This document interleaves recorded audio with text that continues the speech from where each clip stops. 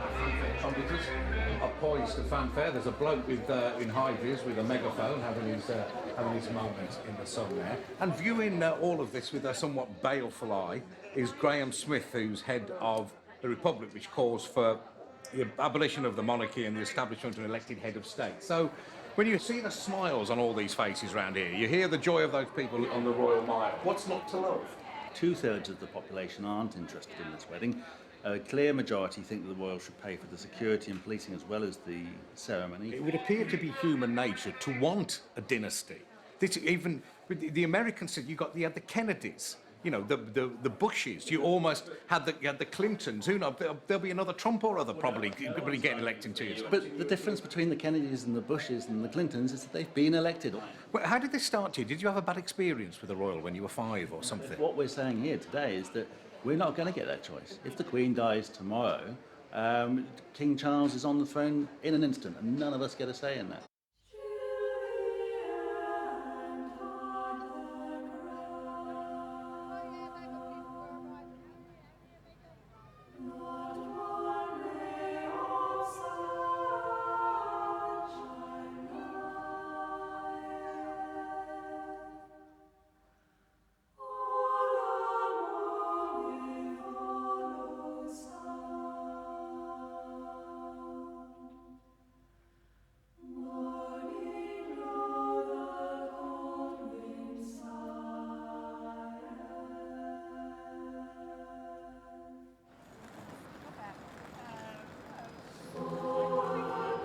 It has just been announced from Buckingham Palace that Her Royal Highness, the Princess Elizabeth, Duchess of Edinburgh, was safely delivered of a prince at 9:14 p.m. and that Her Royal Highness and her son are both doing well.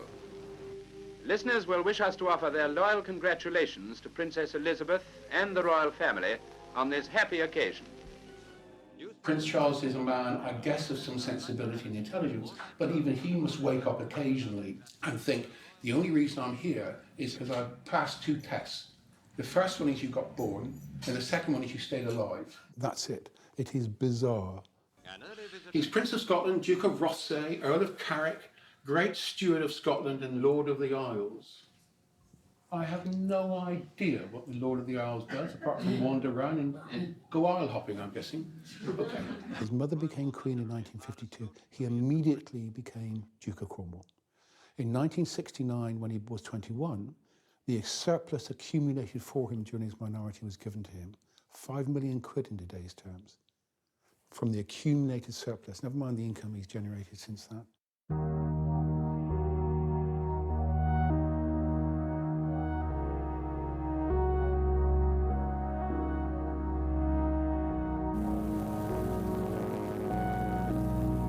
The Duchy of Cornwall is a very, very substantial organisation. It has 132,000 acres, including the Isles of Scilly, the third of Dartmoor. It owns the freehold of Cornwall. It has the right to royal fish. It has the right of wreck. It has the right to appoint vicars in various parishes in Cornwall. They also reckon to own the Isles of Scilly as well. Many Sicilians find it very annoying. Duchy of Cornwall benefits from the fact it's called the Duchy of Cornwall.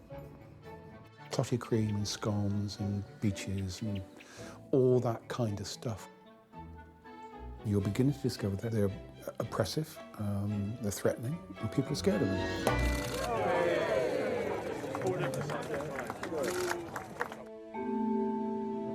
This is a council-maintained road. Yeah. I could take you on some Duchy-maintained roads and it'll shake your bones. Wow. So they sort of don't put money back into the... No, nothing. Absolutely, just take. When the son wants to take over the farm, he has to submit a business plan and all that. So if you cause too much trouble, they just say no. You'll be off. It's futile. They make any decision they want. Yeah. Wow. We could talk to you on camera about it if you like. Absolutely not.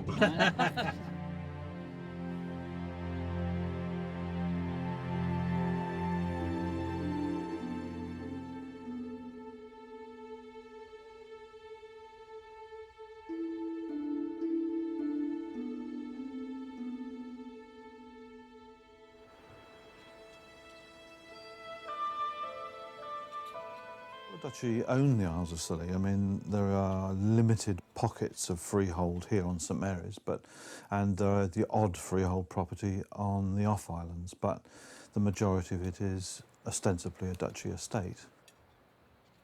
You know, it was set up in the time of the Black Prince to provide an income for the heir apparent. If you take that out of the scheme of things, you know, is the general taxpayer then going to pick up the tab for, you know, more expense towards the royal family? I'm not sure that would go down very well. It was created by Edward III. Now, you need to understand that Edward III had no assurance about his succession. His father had abdicated and been killed. He had to fight to become king, and there was no agreed assumption in those days that the eldest son would inherit from the father. So the Duchy of Cornwall was one way of establishing the succession for Edward III. The duchy as we have it is because of the changes made by Albert and by Victoria. The reality is that the duchy funding the heir to the throne is a convenient way of describing, obfuscating, confusing the cost of the heir to the throne to us. That's the reality, because it's a question of policy, it ain't a question of law. It cultivates a convenient mystique. It's a chameleon changing its status to suit its own ends, and it is secretive and unaccountable.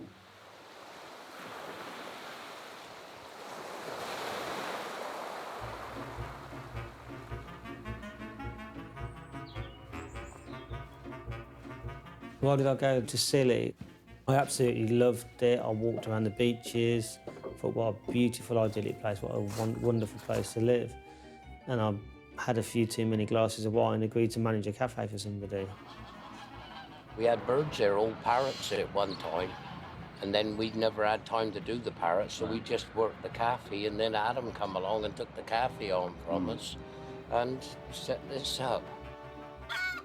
I kept looking at this area and think, what a waste. So I got into rescuing some mammals. We rescued some meerkats from a mobile zoo and had a really good support for local people. They loved what we were doing, especially families with children that could bring them and see the animals.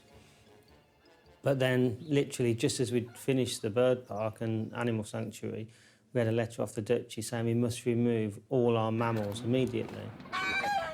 He had young goats, miniature goats, and, well, he had all sorts there. But they didn't have a problem last year when he set it up. They knew he was setting it up. Yeah, well, the Duchy chap come up here and walked around. Oh, so they saw all this? Yeah. And then they changed their mind? Yeah. Wow.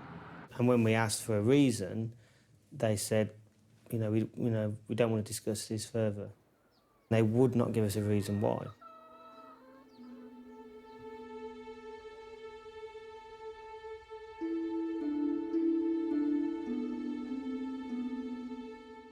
With the Crown, there's no negotiation. If they make a decision, that's it. You can't negotiate it because they just don't have to.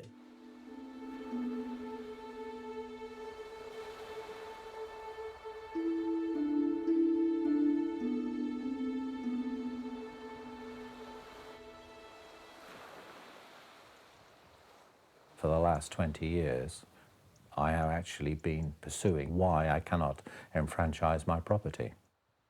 We've had various acts over the years, the last one in 2002, which gave the right to ordinary people to buy their landlord out, and so they owned the land which their property stood on.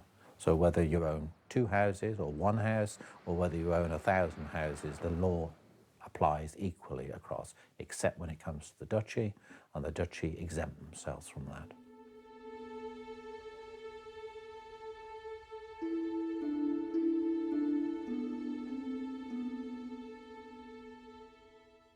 There's a famous jurist called Edward Coke, Lord Edward Coke. He called the Duchy of Mystery. It's been called a strange species of inheritance, and that's by William Blackstone. Arcane and Complex, that was the Law Commission, very peculiar. A medieval anomaly, that was Austin Mitchell. A feudal remnant, that's what I called it. There's a wonderful communist called Royston Green who refers to the Duchy as the notorious institute of royal exploitation. Although the Duchy say they acquired the islands in 1337, but there are no records. What is on the garrison is Elizabethan. It was the then Ministry of Defence of Elizabeth I who built the castle, who built various houses for ammunition. So it was really a military installation. So how it got from the Crown, i.e. the Ministry of Defence, to the Duchy is very unclear. They've created this myth that they've owned the Isles of Scilly since the time of the Black Prince. Have they? We don't know.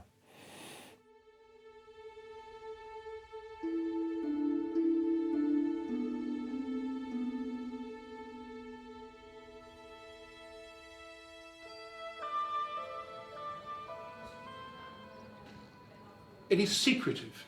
People find it intimidating. People on the Isles of Scilly in particular will tell you that, for example, they would go to the Isles of Scilly Council and say, we want to do X, and the Isles of Scilly Council may say no, and they say, well, we're only here out of courtesy, we can do it anyway. The islands, I think Charles considers as his personal fiefdom. If you decide you'd like to let your house, even have a lodger in your house, the Duchy come along and say, well, we want part of that, thank you very much. They apply what the locals now call a bed tax. So for 14 weeks on a house on the garrison here, the Duchy are taking £1,500 every year just for the permission to let the house. We do survive here by letting second homes out, and to discourage that is probably not a great thing, really. The other thing they've done is grant leases for the child's lifetime. And that means that, yes, they can build a house at their expense, but if they die, everything reverts to the Duchy. So even if they have children, they have a wife, it all goes to the Duchy. It's feudal. I think they think we're almost serfs, and the way they do things and the way they communicate with you really belongs to a different era.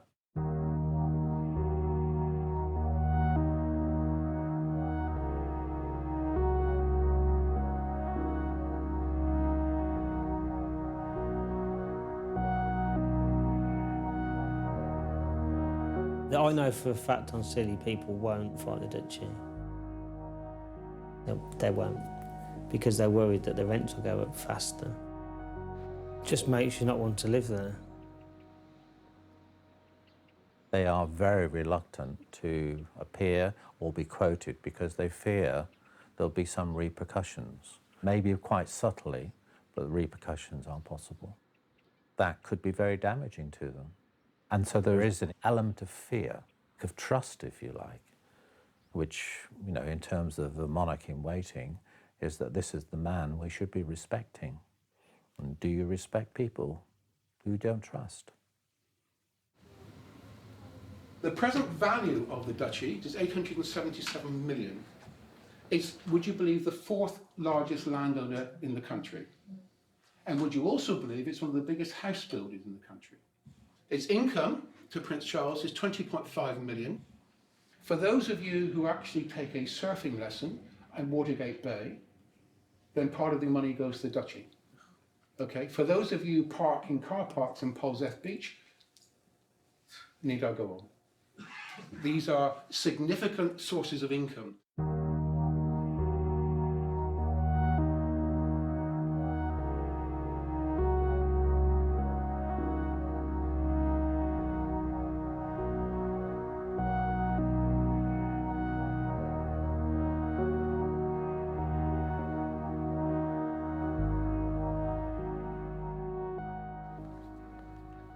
The Duchy's cash flow is really all out of the islands. What comes back is grants, not grants from the Duchy, but grants from the EU, heritage bodies. The house next door, the windows were changed on the front because they were PVC and they were changed to wood. The Duchy didn't pay for that. It was a grant. They own the harbour. They charge all the cruise ship passengers for landing. They take all the pilotage charges. They take all the mooring charges, both for residents and for visitors. Around £16 million has just been spent on the quay, which is owned by the Duchy. but the money is actually European money.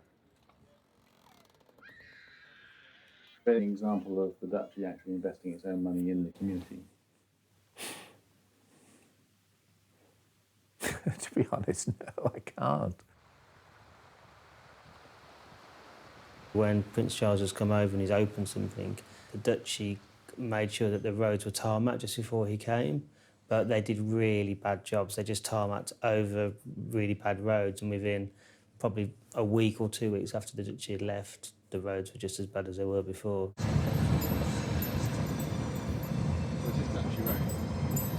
Yeah, this is Duchy Road. It gets even worse around the corner. Yeah. He spends about £1 million a month on his official duties, but he's still left with around £20 million a year, which I describe as pocket money. And the 20 million allows him to participate in his various vanity projects.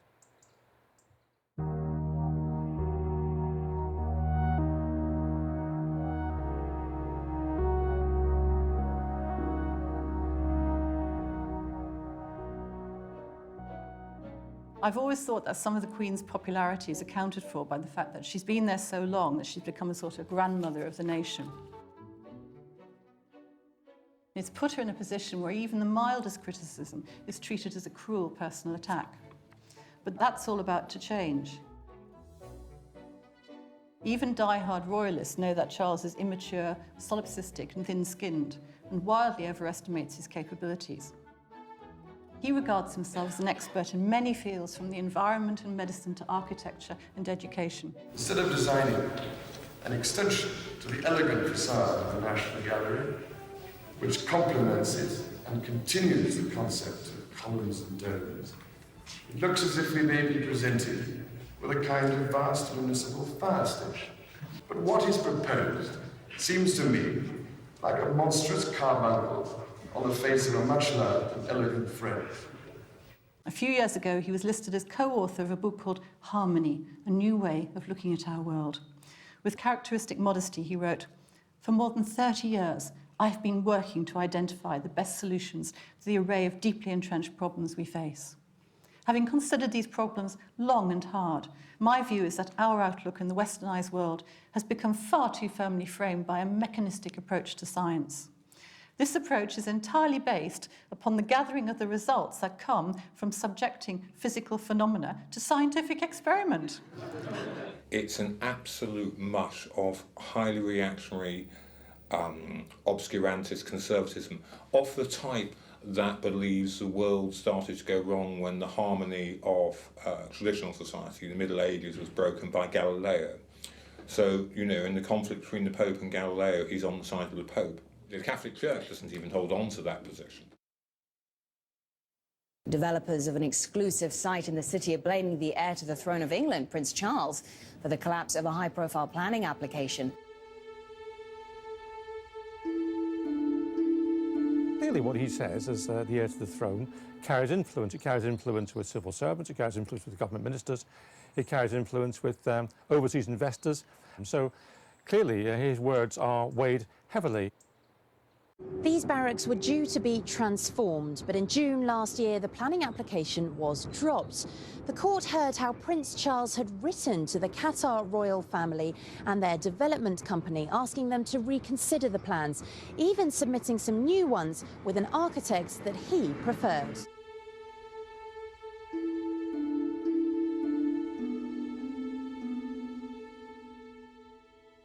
After growing up in an atmosphere of servile flattery, Charles considers himself to be one of the world's great thinkers. All of his ideas on architectural design, class structure, aesthetics, and ecology are here. And what he sees as the future looks very much like the past, an 18th century village adapted for the 21st. And that's a convenience store, which I'm very proud of, which everybody said wouldn't work. That's the pub, which again, nobody wanted to touch. But now, of course, the values are going up and up and up. The problem is not the type of interventions that he makes, it's the fact that he makes them. What if we discovered that he was incredibly keen on the death penalty, or he wanted to recriminalise homosexuality? It is absolutely fine, essential even, to defend the Tibetan Buddhist and the Syrian Christian. But The people he does defend are always believers in traditional faith. And one notices that that can be combined with the most lush and lavish and friendly relationships with the most powerful and reactionary monarchies in the world.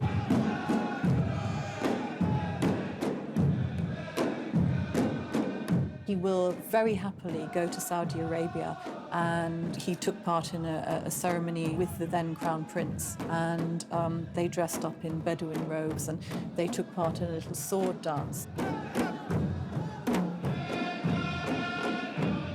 What seemed to me extraordinary about that was that what swords are usually used for in Saudi Arabia is cutting people's heads off, and that seemed to me the most extraordinary bad taste. And my guess is that he sees them as part of his kind of gang. They're all royals, they're all princes, you know, they exist in the same kind of atmosphere, the same kind of world of immense privilege. And he doesn't apply this, he simply doesn't apply the same standards to them as he does to, say, the government of China.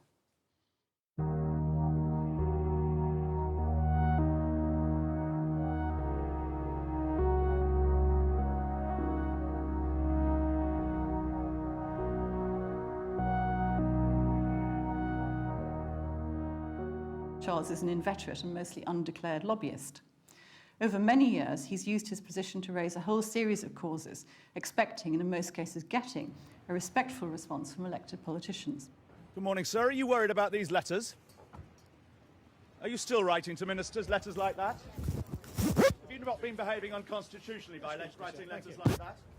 The Guardian fought this case for 10 years, so we saw just a small sample of letters over a period of about 8 months, and we could see just how prepared he was to intervene and put pressure on politicians. Britain's Prince Charles said UK troops were under-resourced during the Iraq War, according to a letter he penned to former Prime Minister Tony Blair in 2004. I fear that this is just one more example of where our armed forces are being asked to do an extremely challenging job, particularly in Iraq, without the necessary resources. I remember a friend of mine who became a minister, and he'd only been a minister for 3 weeks when he got his first letter from Prince Charles. Others range from the scourge of badgers to the plight of the albatross to, well, the toothfish.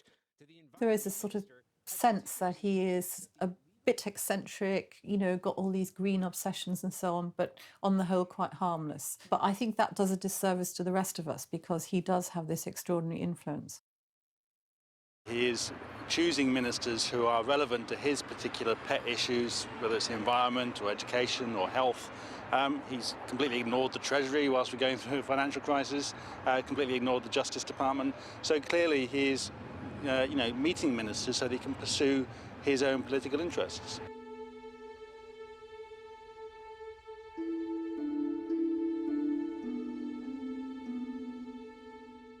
Successive governments fought for 10 years to keep Charles's letters private, and it was explicitly said that one of the reasons why the government and the Attorney General kept going to court, using a huge amount of public money to try and stop publication, was that they said the letters might give the impression that Charles was not politically impartial. Well, that's absolutely clearly what they did do. The Duchy of Cornwall is an aggressive, assertive organisation that intimidates people. And if you take them on, then you will have resources thrown at you which you cannot hope to match.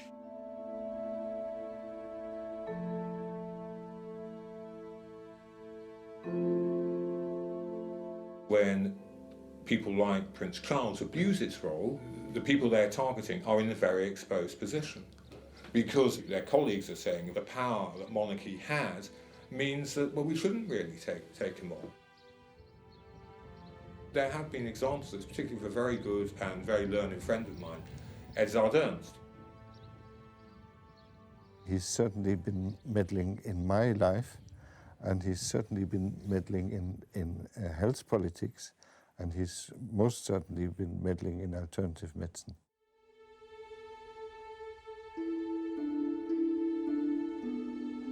Edzard is everything a humane scientist should be.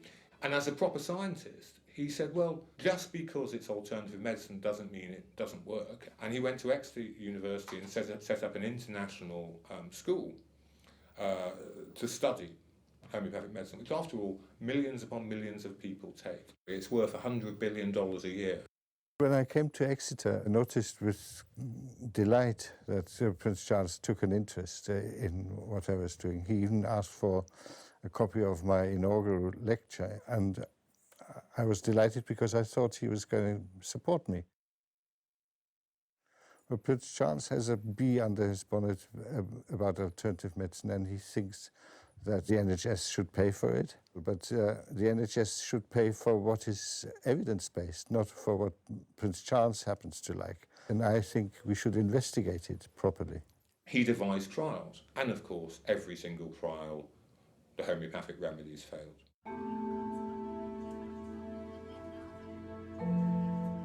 Prince Charles had personally charged Christopher Smallwood with doing a cost-benefit analysis of alternative medicine within the NHS. And that was just unbelievable.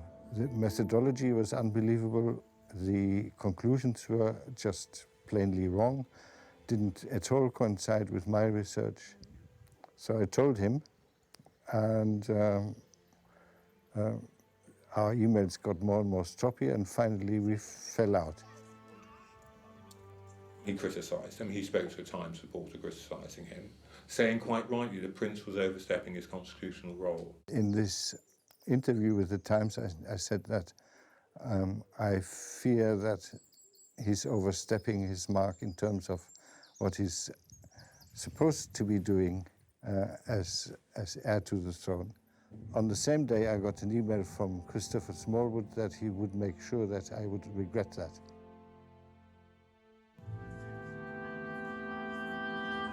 An official complaint from Charles's office reached my Vice-Chancellor, and my Vice-Chancellor started 13 months investigation into my dealings in this affair. At the end of this, I was pronounced innocent, but all support at Exeter broke down. Contracts were discontinued, and eventually I had to go into early retirement. He loses his job, his team's broken up, and they can't challenge it. They can't say, we believe in academic freedom, our researchers are paid for by the public, and it's precisely to have informed public debate. We have them here at Exeter University. None of that said. He doesn't seem to tolerate anybody who has the slightest difference in opinion to his own.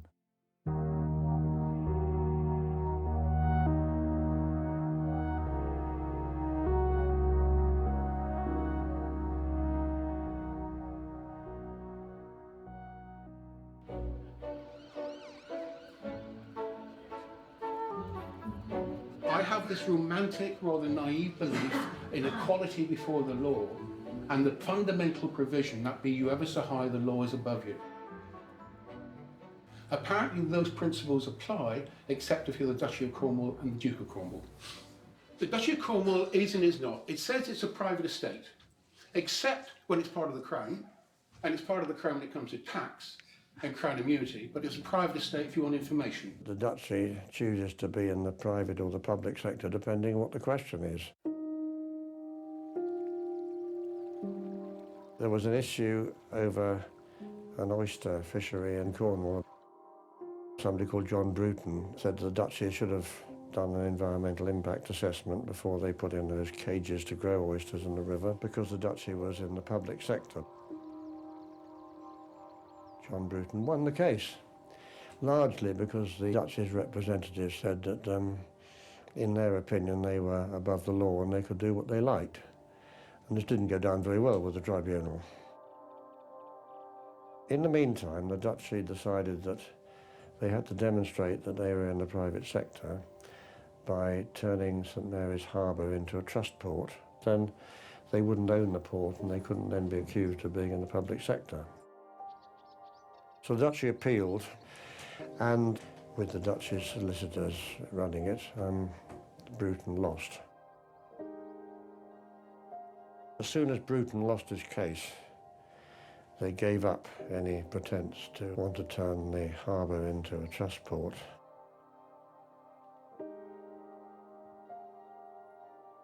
If it suits them to be in one, they'll be in one. If it suits them to be in the other, they'll be in the other. The Duchy of Cornwall is a proud estate when it's beneficial, part of the Crown when it's convenient, a trust when convenient and not a trust when not a person except when it is, was a department estate but no longer, it's permitted to break the law and veto acts of Parliament.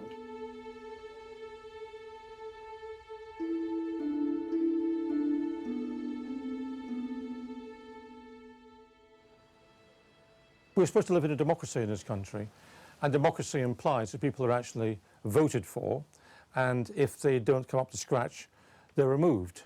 So it is rather peculiar to have an arrangement whereby those who are head of state and those close to the head of state are not elected, but they're by some accident of birth. It's extraordinary in the 21st century that one family can decide what legislation it wants and doesn't want for its own financial interests. These arrangements go back centuries, but they've been amended in the last century to benefit the royal family even more. Go to the National Archive and look at the correspondence between the monarchs and the Treasury in terms of paying tax. When it comes to tax avoidance, these people have got it made. I can tell you, brilliant.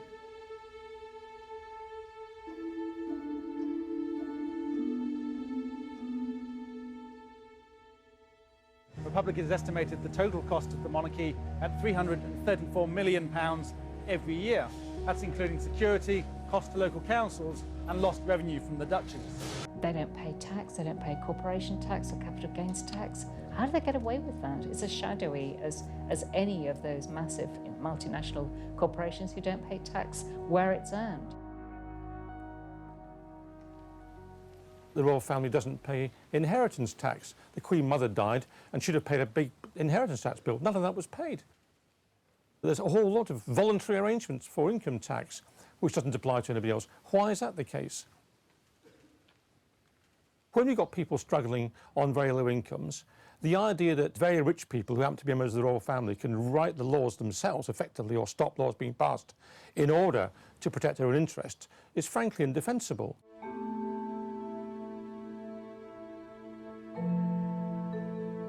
We've got people in Kensington who can't afford to eat.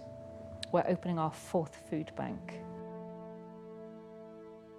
I don't think we should be paying for the royal family out of people's tax when they can hardly afford to put food on the table.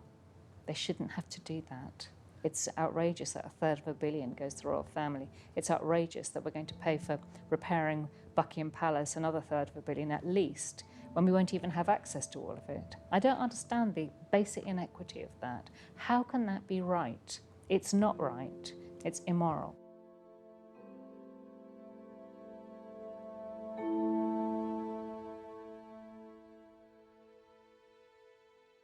We now have a situation where it's 12 members of the royal family get free travel on royal duties.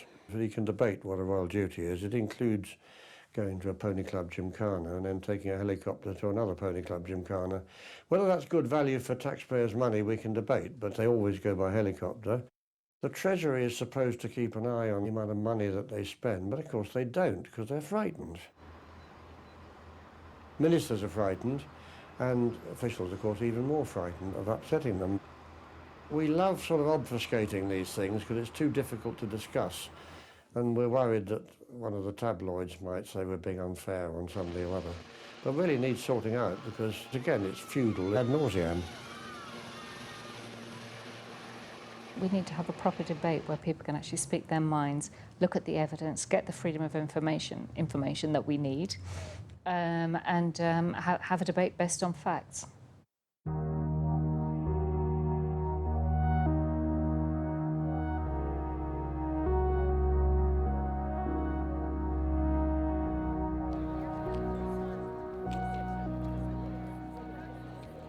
The problem with monarchy, which Tom Paine identified, is that sooner or later the hereditary principle will end up with someone wholly unsuited for the job. And it's at least arguable that Charles Windsor is that wholly unsuitable man. He's certainly a monstrous fool. British monarchs are for life, not just for Christmas. In fact, it's hard to think of anyone less suited by temperament or upbringing to take a major role on the world stage, except Donald Trump. Like Trump, he can't bear criticism, especially from experts. I think the two of them resemble big children who are used to living in an atmosphere where no one dares challenge them. Charles has actually wasted his entire life to get the job that he wants. So I think he's going to be a king in a hurry. And he's made it clear, he's, let it be known, which was how the royals always do it, that he will go on making what he calls interventions, what I call interference.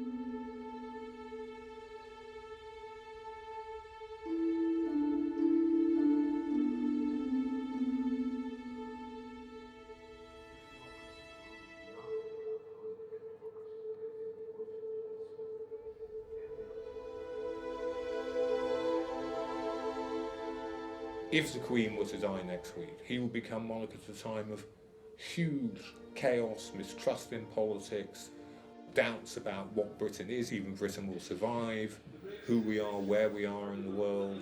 Everything's just going downhill, it's so bad, a lot of lies, a lot of misconceptions.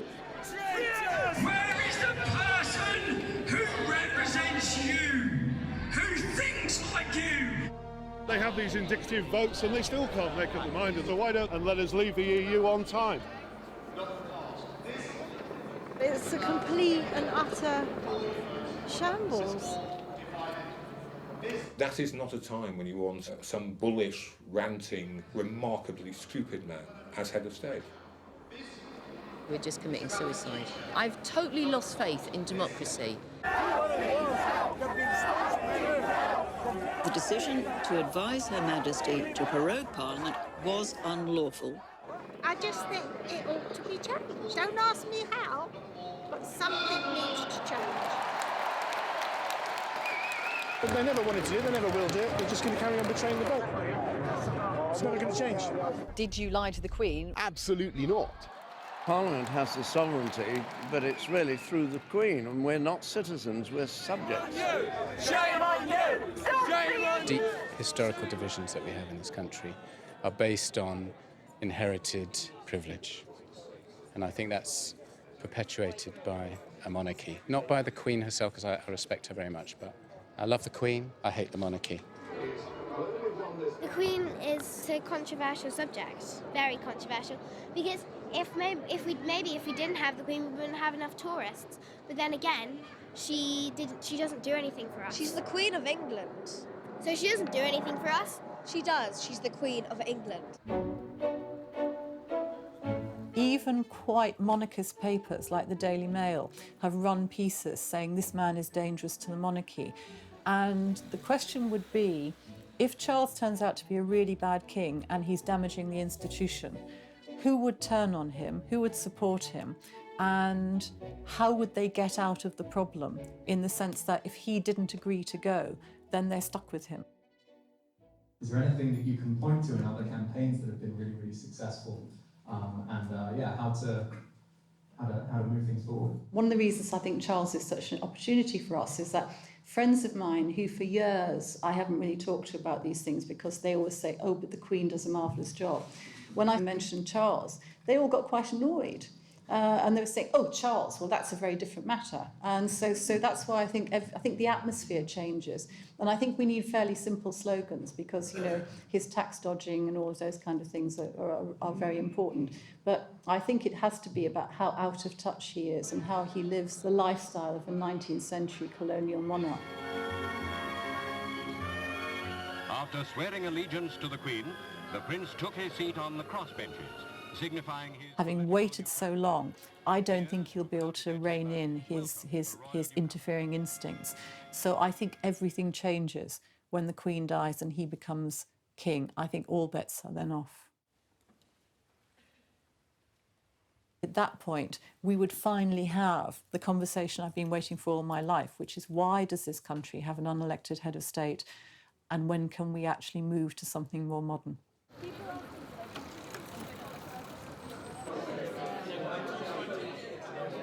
I don't think people would want that.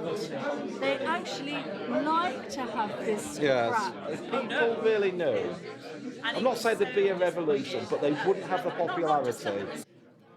I'm not a radical, I'm not a revolutionary. But the more I've done, the more radicalised I've become, and frankly, the angrier I've become.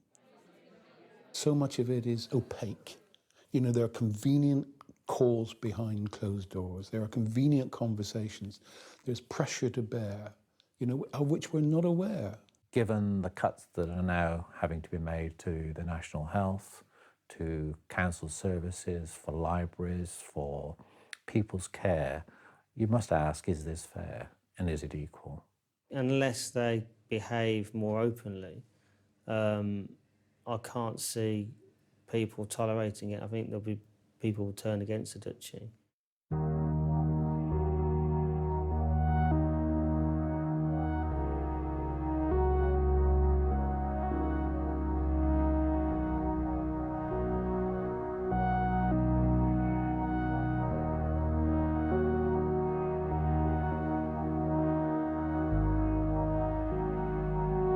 It ought to be, if you're a monarchist, a huge worry. It ought to be your Tom Paine moment if you're a monarchist. Because you then say, well, actually, someone who is wholly unfit to be the constitutional monarch of Britain, and indeed, you know, a good dozen other countries, has finally got here, and we are in trouble.